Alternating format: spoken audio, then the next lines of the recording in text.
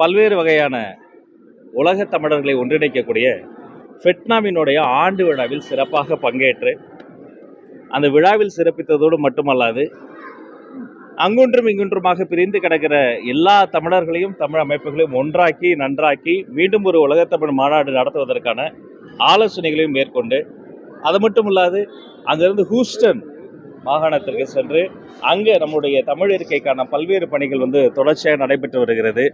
அப்படி அனைத்து வகையான தமிழ் பணியோடு வெற்றிகரமாக அமெரிக்க பயணத்தை நிறைவு செய்து வந்திருக்கிறேன். இந்த பொன்னான வாய்ப்பளித்த மாண்புமிகு முதல்வருக்கு என்னுடைய மனமார்ந்த நன்றியை தெரிவித்துக் கொள்கிறேன். இப்போ 2019ஆம் ஆண்டு சிகாகோவில் ஒரு மாட்டி நடந்தது. அதுக்கு முன்னாடி தமிழ்நாட்டை பொறுத்த வரைக்கும் தஞ்சாவூர் நடந்தது, சென்னையில் நடந்தது, எம்ஜிஆர் ஐயா ஜெயலலிதாமெல்லாம் நடைபெற்று நடத்தக்கூடிய வாய்ப்புகள்லாம் கிடைத்தது. இந்த மாநாட்டை பொறுத்த வரைக்கும் முன் எப்போதும் இல்லாத அளவிற்கு அனைவரும் இன்க்ளூசிவாக எல்லா உலக தமிழர்களையும் இணைக்கின்ற வகையில் அதே மாதிரி அடுத்த தலைமுறையும் அடுத்து நம்மளுடைய இலக்குகள் அடுத்த தலைமுறையும் இது வாஞ்சையோடு அணைக்கக்கூடிய வகையில் செயல்படும். அப்போ பல்வேறு கட்டையான பணிகள் இருக்கு. இப்போதான் ஆரம்ப பணிகள் தொடங்கியிருக்கு. அடுத்த ஆலோசனை பணி இருக்கு. ஆரம்ப பணிக்கு அடுத்து ஆலோசனை பணிக்கு அடுத்து ஆராய்ச்சி பணிக்கு அடுத்து களப்பணி இருக்கிறது. அப்போது மாண்புமிகு முதல்வரோடு கலந்து பேசி சொல்றேன். அதே மாதிரி தொடர்ச்சியா இது போன்ற தாவேதாவினர் அரசு அலுவலர்கள் இந்த மாதிரி பள்ளிகளுக்கு பேசப்பொருளாயிருக்கு. இது குறித்து நீங்க எப்படி பாக்குறீங்க? அதாவது ஆய்வு பணிகிறது காலங்காலமாக நடைபெறுவது தான். அது ஒவ்வொரு அமைச்சரும் ஒவ்வொரு சட்டமன்ற உறுப்பினரும் சம்பந்தப்பட்ட அவர்களினுடைய தொகுதியில் இருக்கக்கூடிய பல்வேறு வகையான இடங்களுக்கும் சென்று ஆய்வு செய்வது என்பது ஒரு மரபு தான். சம்பந்தப்பட்ட நிகழ்வுல கூட நான் அமெரிக்கால இருந்து கூட அது குறித்து விசாரித்த போது மாண்புமிகு அமைச்சர் அவங்க எதுவுமே எடுக்கல. காணொலியோ கேட்பொலியோ மாண்புமிகு அமைச்சர் அந்தம்மா எதுவுமே எடுக்கல. சொல்லப்போனால் அவங்களே தமிழ் வழி கல்வியில் படித்த ஒரு சகோதரி தான்.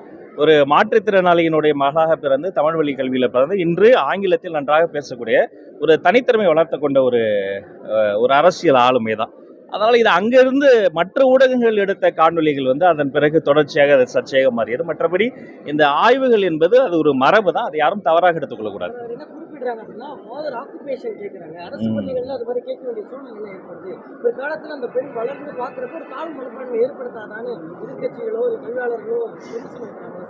இல்லை, எந்த ஒரு பள்ளிகளிலுமே அவர்கள் பேசக்கூடிய ஒரு தமிழ் வழி கல்வியாகவோ அல்லது ஆங்கில புலமையோ அல்லது அவர்களுடைய பேக்ரவுண்டோ வேற எந்த அரசியல்காரர்களுக்காகவும் யாருமே கேட்கக்கூடாது. ஆனால் இந்த சம்பந்தப்பட்ட நிகழ்வில் அந்த மாணவியோட ஒரு ஐஸ் பிரேக்கராக அவர்கள் நெருங்கி பழகுவதற்காக, ஏன்னா அவங்களும் ஒரு சாதாரண எளிய வீட்டு பெண்ணில இருந்து வந்தவங்க.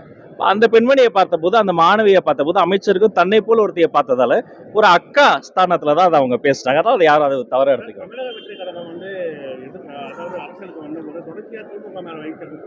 என்னன்னா அதாவது எண்ணங்கள் சரியில்லை, சரியில்லை, பெண்களுக்கு பாதுகாப்பு இல்லைன்ற மாதிரி விஷயங்கள் குறிப்பிட்டீங்க.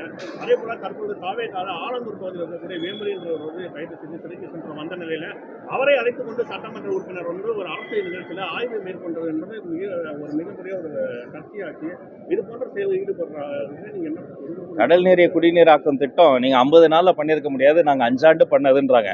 தமிழ்நாட்டில் சட்டம் ஒழுங்கு சீர்கெட்டு இருப்பதும் 50 நாளில் பண்ணியிருக்க முடியாது, அவங்க 5 ஆண்டில் பண்ணதோடைய விளைவை தான் இப்போ நம்ம சந்திச்சுட்டு இருக்கோம். தெருவெல்லாம் போதைப் பொருள் புழக்கம் அதிகமாக இருந்ததோடைய வெளிப்பாடு தான் இது.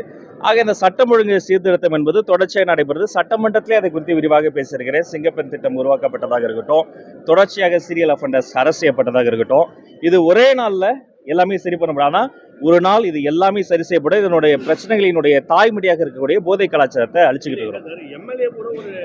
அதான் அந்த மாதிரி அது அவரா வலிந்து அந்த கூட ஒரு சிறப்பு விருந்தினரை அவரை அழைச்சிட்டு போல.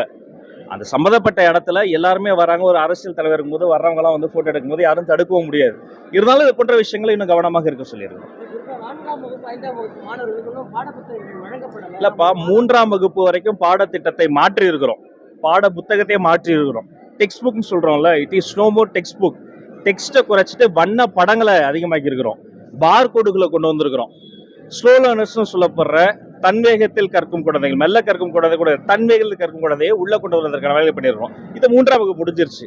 அதே மாதிரி கரிக்குலம் கமிட்டி அடுத்தடுத்த வகுப்புகளுக்கான அந்த வேலைகள் நடந்துகிட்டு இருக்கு. அந்த பாடத்திட்ட அந்த பிரிண்டிங் ப்ராசஸும் போயிட்டு இருக்கு. அதுவுமே கொண்டு போய் சென்று சேர்க்கப்படும். இருக்கக்கூடிய திருமாவளவன் ஒரு கருத்து சொல்லியிருக்காரு. நாங்கள் அவங்களோட அமைச்சர் இடம்பெற்றிருந்தே தவிர இன்னும் வரையும் நாங்கள் திமுகவோட நட்பாக தான் பழகிட்டு வரோம் சொல்லி சொல்லியிருக்காரு. இது ஆனால் இந்த விஷயம் வந்து தாவேகா தலைவர் விஜயை வந்து பாமக தலைவர் அன்புமணி ராமதாஸ் சந்தித்த பிறகு இந்த விஷயம் வந்து வருது.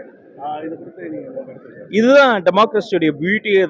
இதுதான் ஜனநாயகம். கூட்டணி கட்சியில் இருக்கக்கூடிய தலைவர்களை தங்களுடைய நண்பர்களாக தோழர்களாக பார்க்கக்கூடிய கட்சி தமிழக வெற்றி கழகம்.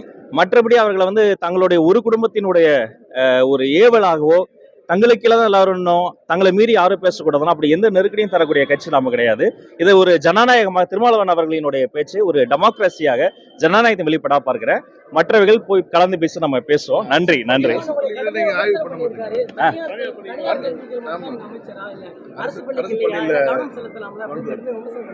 இல்ல தனியார் பள்ளிகள் ஒவ்வொரு சர்டிபிகேட்டுக்கும் 25 லட்சம் 40 லட்சம் காசு கொடுத்ததை தடுத்து ஊழல 10,000 கோடி ஊழலை தடுத்ததை தனியார் பள்ளிகளுக்கான அனுகூலமா பார்க்க கூடாது.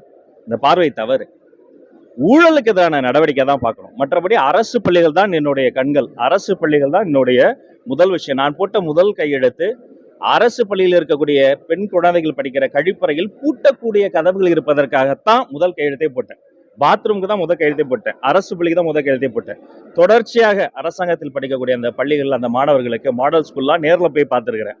அந்த மாணவர்களுக்கு தேவையான சொன்ன தேதியில் ரிசல்ட் எந்த ஃப்ளாவும் இல்லாமல் கொண்டு வந்து அரசு பள்ளி மாணவர்கள் சொல்லியிருக்கிறோம்.